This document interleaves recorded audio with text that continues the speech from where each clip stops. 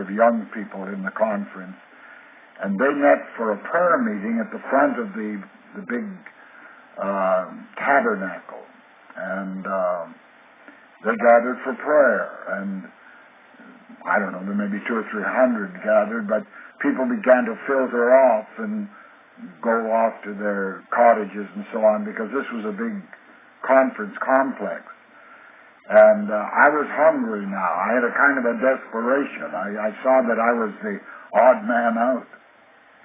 And about midnight, I thought, well, I guess it isn't for me.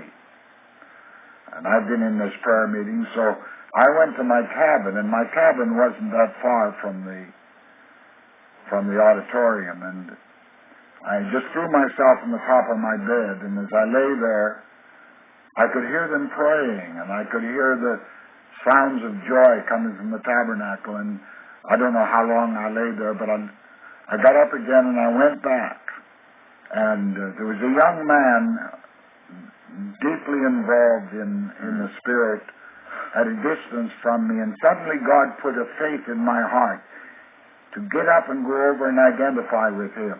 I got up and I went over and identified with him, and the minute that I put my arm around him, God visited me, and I was filled with holy laughter.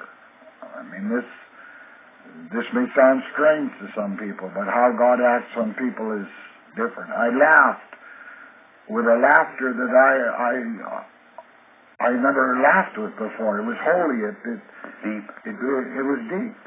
And then I began to speak with an unknown tongue, and I just couldn't stop. And that was at 20 minutes to 4 in the morning.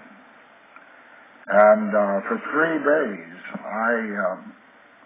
I lived in the presence of this tremendous dynamic, life-changing, career-changing.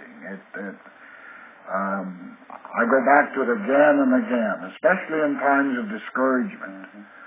I go back and I realize the sovereignty of God, the sovereignty of His action. Here I was a few months before facing possible death of tuberculosis, and now here I am wrapped up in the might and the power of God, and not knowing where I'm going, but excited and full of joy in the Holy Ghost.